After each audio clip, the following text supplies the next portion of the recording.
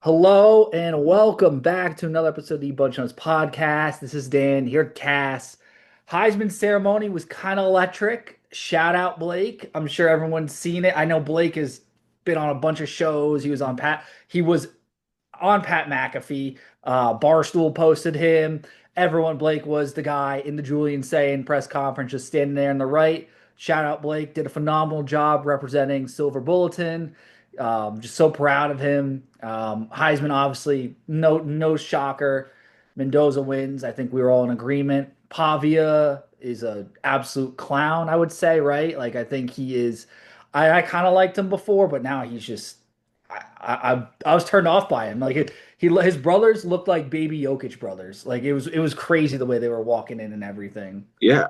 And I I look at it this way too, and saying finished fourth, which is a joke, absolute joke. So it makes you wonder if even if we won the Big Ten championship, I think Diego Pavia wins the Heisman. Like Yeah. I just think that Ohio State is such badly hated and by the media and stuff. It's stupid.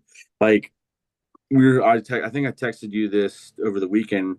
I said it's crazy to me that next year is going to be 20 years since we've had a Heisman Trophy winner, and we've had some great players, Some like great teams. great Mul- teams and some Multiple great national players, championships.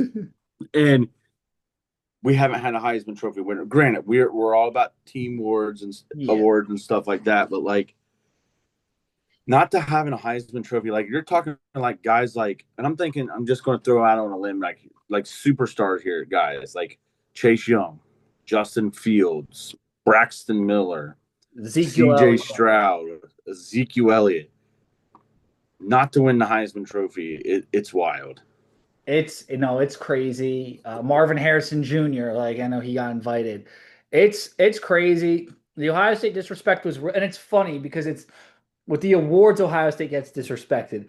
But when like the eight, when the All American team comes out, suddenly Ohio State's everywhere. And First now first why? time in school history we had four consensus Hall of Fame All Americans. And Uh, then Carson Hinsman too. He was a first teamer, but it was like the coach's it was version. like It the was academic one uh or something like that. It no, was weird, like it was like AFCA it was like the American coaches of football Association. association of football. Yeah. American, it was like America's Football Coaches Association. But I believe it qualifies for a tree. I believe so because it was first team. I think it Yeah, does. Sonny Styles got sporting. Was it Sporting News or something like Yeah. that? hmm A I, lot of trees. A lot. The Buckeyes are doing. Hey, the Buckeyes are doing more for the planet than most other universities. We got like I, 5 years mean, yeah, going in a you're right. row. But to have Katie McDonald, Caleb Downs, Jeremiah Smith, all consensus uh, of three consensus All Americans. Mhm. First time in school history to have three or more. It's wild. I think there's another. Was there another one? Arvell Reese was he? No, he got second team. No. Jeremiah Smith. I think it's just those three. I think you're right. No, Jeremiah Smith, Caleb Downs. No, Arvell Reese was one. Arvell Reese was one because we got three new trees plus Caleb Downs. He already has a tree. He gets the plaque. But then it was also Sonny in the other poll and then Hinsman. So five. Well, six if you count. Well, consensus, Oh, unanimous, consensus. unanimous, Unanimous. Yeah, unanimous back is to back unanimous All American Caleb Downs, unanimous All American Katie McDonald, unanimous All American Jeremiah Smith. The first time to have, okay, here it is. According to 11 Warriors, first time ever in school history to have three or more to be unanimous All Americans. And what qualifies you to unanimous is every single network that gives you that votes on an All American voted them first team. yeah. Arvell Reese was one away from becoming unanimous, and that was because the FWAA All American he got second team. That's crazy. No. So Arvell Reese was one away. So that's wild to me for school history. Like in school, how many years of Ohio State football, and this is the only time we've gotten 3 unanimous. It's That's crazy. wild. I mean, I was just thinking about this. This team, I haven't seen a team this loaded, I feel like, since the 2019 team. Now, the 2019 team did not win at all, but it was just like that was such a loaded team, such a great team. But that Uh, begs my question, though. Was the 2019 season that there more elite teams than there are now in 2025? yeah, in Because I 2019 for think all sure. four, I think all three teams. I'm excluding Oklahoma because they got crushed, but you're talking Clemson, Ohio State, and LSU of that year loaded. I think All three teams. I think any of those three teams would be the best team this year by far. Um, Yeah, I mean, I think because I think, they'd blow Indiana and this out. is a good segue to talk about the bracket Let's get into it. because is it is it as deep as everybody thinks it is? That's the question. I think there's going to be chaos. I think last year it was mostly chalk in the first round, and I think it's going to be chalk again for the most part. But I think there's going to be a little more chaos. I think the games are going to be crazy at times. I think obviously this weekend, outside the Oklahoma Bama game and the Texas A&M Miami game, the other two, the Ole Miss versus Tulane, and then JMU versus Oregon. Those are shaping up to be snoozers, but maybe we get like a March Madness moment from Jake Retzlaff on Tulane, or maybe JMU does the impossible. I mean, what was it last year? Wasn't like an FCS team went to Oregon week 1 or 2, and then they played them really tough. Was it It was Idaho? Boise State. No, no, before that though. I think it was Idaho. It was There was like Portland State or something like that. hold on, Oh, 2020. Idaho. Yeah, Idaho. Idaho State. The Yeah, Vandals. yeah, no, it was like Oregon ended up pulling away, I remember. But yeah, it was It was FCS. Idaho. The It was Vandals. FCS Idaho, and it was literally first week of the season, August 31st. I have it right here. It was 24-14. But I remember, I believe they were up. I think it was like 10-3 or something. When So, you and you got to think Boise State played them well too. mhm. And I think that Oregon team was a lot stronger than this year's the Oregon team. But that doesn't mean anything. Yeah. But let's get into it. So, which game you want to start with? Like how Well, let's do it in order of how it's going to be played. Tomorrow night, Alabama, Oklahoma, prime time. The question is, we know what Oklahoma is. Good running offense. John Mateer can run the football. Very tough, stout defense against Alabama, who can't stop the run and can't run the football. But the question is, now the running backs are healthy. They feel they're. I don't know what Bama team's going to show up. I'm going to pick Alabama to win because I don't trust Oklahoma, but it's one of those toss-up games. Like this is the top out of the out of the 4 games this week, and I think this is the toss-up game. And obviously, you're going later on when we get to the last one that impacts the Buckeyes. We might be different, but this is really a toss-up game for me because I don't know what Alabama team is going to show up, but I still think Alabama it's going to be the team that beat Georgia. I think that's going to show up, and I think they're going to beat because it's hard to beat a team twice. Ask Oregon last year against the yeah. Buckeyes. So It I'm going to go with Alabama to win that game. I so I'm not gonna have any suspense here. I am in agreement with you, Cass. I do think Alabama wins this. It's interesting because not Oregon, Oklahoma has been kind of Kalen DeBoer's kryptonite the past 2 years. Oklahoma has a 2-0 record against him, but I do think that changes. I personally believe Alabama might go on a little run in this playoff. I think they are primed Yeah. for a run for some reason. They're healthy, like you said. They had time to review stuff, work on some stuff. I know Oklahoma did too, but I just think after that that humbling loss to Georgia, I think they're gonna put it together. I really do. So I'm taking Alabama to win the first round matchup. And and then on at 12 o'clock on TNT, number 11 Tulane versus number 6 Ole Miss. I think Tulane's going to put up a fight, but I still think Ole Miss is going to win. I agree.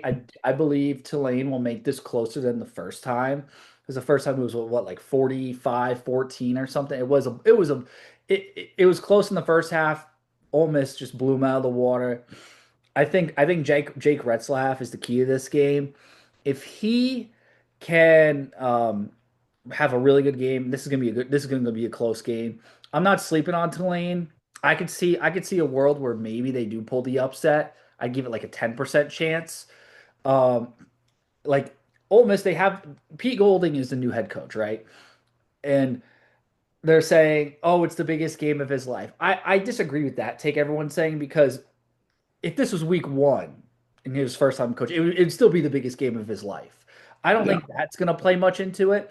I think it's more the fact that Tulane has seen what they have done, you know, originally in the beginning of the season.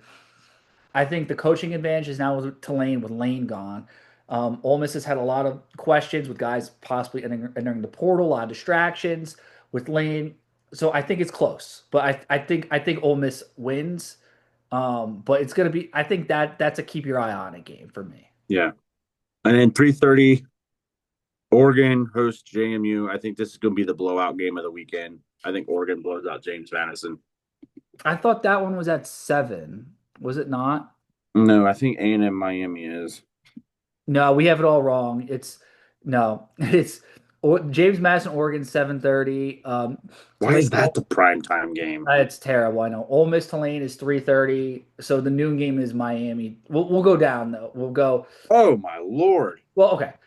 JMU or versus Oregon. We don't even need to cover that. That's gonna be a blowout. If JMU beats Oregon, hell has frozen over. Um, just would be a disgrace to the Big Ten. Wow, I am completely wrong. And why would they do this? Because the biggest game of the weekend is Miami and Texas A&M. Mhm. This change, this changes my. It doesn't change the outcome of this game, but it changes how. I don't know. It actually doesn't change anything for me. But I will say this: on paper, I think Miami is a better football team. Hear me out. I Okay. think altogether, I think Miami's a better football team. However, if this was neutral site, I'm taking the Miami Hurricanes all day. But they've got to travel to College Station, first playoff game in school history with the 12th man. It can get rowdy. Marcel Reed is a dog, can make some plays. I like the Aggies in a very close game. I think this is going to be a banger of a game. Might be the best game of the weekend, and it's the first game on Saturday. I thought it was the last one. I'm sorry. I'm sorry, folks. I did not pay attention to the kickoff times for this because I Well, just assumed that since game day was going to be there, that this was going to be the primetime matchup. no, they got big noon, dude. They got big noon kickoff by game day. Yeah, It's they got not. ESPN noon kickoff. But if this was neutral site, I'm taking the Hurricanes. But since it's in College Station in front of the 12th man, it's going to be nuts. It's going to be rowdy. I like the Aggies close. I See, like the Aggies close. I don't think that makes much of a difference because Miami doesn't have much of a fan base outside the two guys that chirp us on Twitter. So I don't think that's going to play much into it. I think Miami's been playing really good ball the past month. In October they had that 2-3 week stretch where they just looked terrible, and no one had any idea. I think they're gonna be playing with a chip on their shoulder. I look at the data points. I look at the two games, like the games that have happened between common opponents. It's the who they the beat we beat Notre Dame game. Yes, the difference is when Texas A&M beat Notre Dame. I know they were away, but that was a shootout. That was back and It forth. was in South Bend. When Miami beat Notre Dame, they were in firm control. So I look at the game control aspect at where like Miami held the lead basically the entire game and did resist, held Notre Dame off. Close game. I think they both won by 3. So it was like margin was the same, but like if you watch the game, it was Miami was in firm control. Yes, it was at home. A&M, it was a They shootout back won and forth. 41-40. Notre Dame also had the chance to kick the field goal, and they missed the field goal because Buckner dropped the snap. So I, I think Miami's disrespected. I think Carson Beck in that Miami D line is going to be healthy.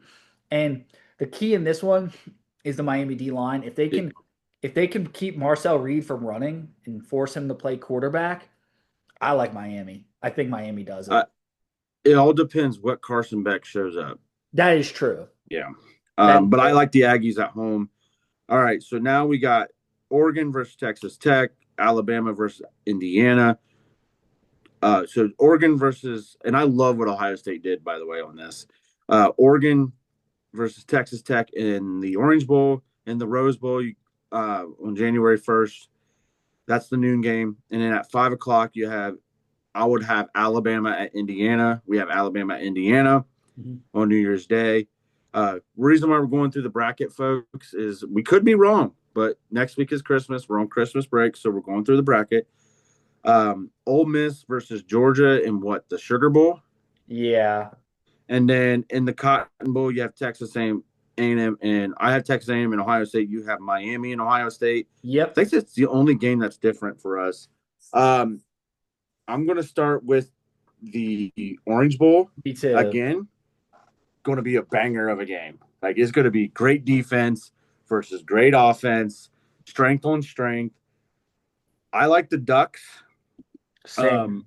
because coaching's a little bit better. So it's funny. I think these teams are very similar in the fact that it's like, hey, we're just gonna buy our players. It's just I think Oregon does it slightly better. When you look at the data points too, they played two common opponents. They played Oregon State and Oklahoma State. In both games, Oregon beat the opponents by a higher margin than Texas Tech. And I think Oregon just passes the eye test for me. Not saying that Texas Tech isn't a good team, but I think Oregon, they pass the eye test, and obviously they have a higher blue chip ratio. And can Jacob Rodriguez contain Dante Moore? That's Yeah. When they played, so Oregon played Oklahoma State, they won 69-3. Texas Tech played Oklahoma State, and they won 42-0. Um, Oh, 40 yeah, hold on, sorry. Yeah, 69-3 versus 42 nothing. And then they played Oregon played Oregon State. They won 41-7. Texas Tech won 45-14. So I like you could tell could be you a good know, game. you can see the cracks though in the Texas Tech like there's some slight like chinks in the armor compared to what Oregon did against those teams. So that's why I like Oregon in this one. Yeah. Georgia, Ole Miss. Oh wait, no, Indiana, Alabama. Could be a good one. Could be a good I one. think that's going to be the best game. I really do. In the Rose Bowl. You know what? I think Indiana already won their Super Bowl. I say, Give me the Crimson Tide.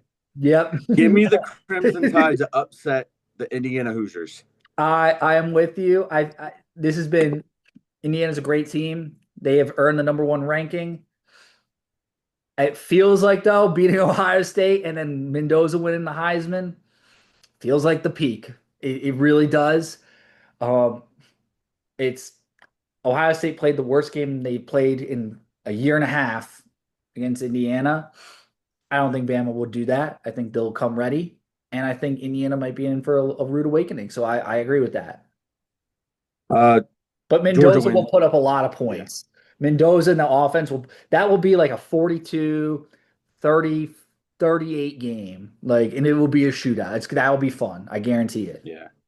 Um, Georgia wins easy over Ole Miss. I'm not gonna say easy because when they played in October, it was a really good game. It was a good shootout. I think Ole Miss was winning at one point. If Lane Kiffin's the head coach, I think Ole Miss wins. I'm gonna say Ole Miss. I'm just You gonna go do it. Ole Miss. I'm gonna do it because it's that's like a home game for Ole Miss. I know New Orleans is like Georgia fans will travel, but Ole Mississippi is literally New Orleans. Like Yeah. it's basically. I think for some reason I see Ole Miss pulling off a run for because they played Georgia tough. Maybe Pete Golden's the difference. Yeah. I have Ohio State, Texas A&M, Buckeyes. You have I got Ohio State, Miami. I think we just lost Cass there for a second. no, Um, I'm here. Yeah, you were good. I got Ohio State versus Miami. And I just can't wait for that. I just want to just chirp the Miami fans on Twitter for like a week. Just with the Sea Grant and the pass interference and all that stuff. I know we'll get the 2011 or 2012 game. They'll clap back at us for that. But I think the Buckeyes will They roll whoever they play, A&M or they Miami, they roll. they will force Beck to throw multiple turnovers. And they'll force Marcel Reed out of the pocket. The defense is just so good. Yeah. Um, so we both have Alabama and Oregon. Hmm. I got the Ducks. Same. Same. Um, and then obviously Ohio State's going to beat Georgia, I got Ohio State over Ole Miss, um, in mine, and and then it'll be Ohio a State, lot. Oregon. And So that at Ohio State, Oregon, and that's gonna be a great game. And it's crazy that like we didn't see this at all this year between the Big Ten championship or just on the regular season. Ohio State versus Oregon. We'll preview it when it happens. That's a coin flip to me. I think that's obviously I want to say the Buckeyes, but that's I don't know. Like Oregon's such a mystery. I like they're a great team, but I don't know much about them if that makes sense. Like I know their tight end is insane. I love Dante Moore. I've watched Oregon, but it still feels like they don't have like they have multiple identities. They can do a bunch of things and they have a bunch of guys who are good players, but like they're ready to make names for themselves. That'd be a really good natty. Repeat of 2015. obviously we've got the Buckeyes winning. Yeah. Oh yeah. Yeah. Come on. Whatever. Yeah. Of course. Of course. Go Bucks, baby. Go Bucks. Um, you did something fun. I did not do it. This is all you. You wanted to do your top 10 games you would want to see in the playoff. Yeah, I um I think I think it'd be a lot of fun to see these games, and I'm going to go through my list. I'll go through starting at number 10. Obviously, we're not going to see this. We won't see this, but I'd like to see the third time Alabama, the rubber match, Alabama versus Georgia. I think that would be cool. Number 9, actually, we're going to see it in our bracket. We're going to see it. Oregon versus Ohio State. Hmm. Number 8, I have Alabama, Indiana. I think that's going to be a great Rose Bowl. I just That when I see that like because Alabama does not play defense, but they can put up a lot of points. And Indiana they will naturally just put up a lot of points. It feels like that just has shootout, back and forth, chaos written all over it when I see that. Yeah. And then let me get back to it real quick. I'm sorry. Number 7, I have Texas A&M, Ohio State. I just think it'll be a great game. I still think Ohio State would roll, but I think the hype of it would be really good. You got Marcel Reed versus this great defense at Ohio State. Number 6, Kirby Smart versus Dan Lanning. I think it'd Yeah. be great to see Oregon and Ohio State. Number 5, Oregon versus Georgia. yeah, Georgia. Because Uh, I will and say then too, we saw that a couple years ago, but Oregon wasn't Oregon yet. They were no, like it was like I think Dan's second or third year. They were he was just molding them, and Georgia just smoked them. But I think that would be a completely different story now. I think that would be an epic game. And then number 5, I have Oregon versus Texas Tech. I just think that's going to be a really good game. Mhm. And then number 4, Georgia, Indiana. I just think that it would be. I think Georgia, Indiana would be a fun game to watch. It would. Um, and then number 2, I think we're going to end up seeing it, Georgia, Ohio State. Yeah. And then number 1, Georgia, Ohio State versus Indiana again. Yeah. No. Even though we didn't like, I know I had put those as my top 10 potential matchups, but we don't have those matchups like some of these matchups. That's just the way I think our bracket is going to look. We're gonna get JMU versus Texas Tech. We're gonna get Oklahoma, Indiana. We're gonna What a get wild time that would Tulane, be. Georgia. We're gonna get we're gonna be completely wrong. Like this, that's the way this goes. It's the 7:30 game that we've been absolutely just like saying, oh, it's gonna be terrible. It's gonna be like the greatest game in college football history now. JMU is gonna like shock the world just to prove this podcast wrong because I know how the world works, dude. Yeah. So yeah, I think it's gonna be a lot of fun. It's gonna be a lot of fun, no, for I think sure. this. I think they did it. Um, I think it's gonna be this playoffs is gonna be really fun. I really do.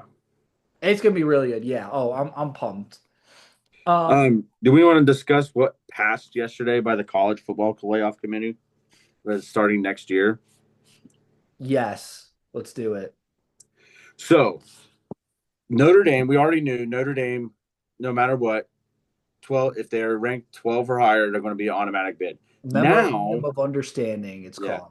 yeah. Now every Power Four team is going to be an automatic bid in the playoffs. So Duke would have got into the playoffs this year over James Madison. So they should have like they screwed my Duke Blue Devils. They got absolutely shafted. I'm gutted for them. I'm If you win a Power Four conference, you should get an auto bid. I completely agree. Your record should not matter. It should be like winning the It should be like March Madness, where like remember NC State a couple years ago, they won the ACC tournament, and like they would not have made the tournament any other way. They ended up going to the Final Four. So it's like it's possible. We've seen it done in other sports. I like that. I really do. Yeah. That's, oh, I have. Oh, I was just gonna say, um, shout out Legend Bay. Yeah. He's Buckeye now. So that's awesome. I know we kind of didn't get a chance to really discuss that. That was a crazy situation, but at the end of the day, Legend Bay said Yeah. go Bucks.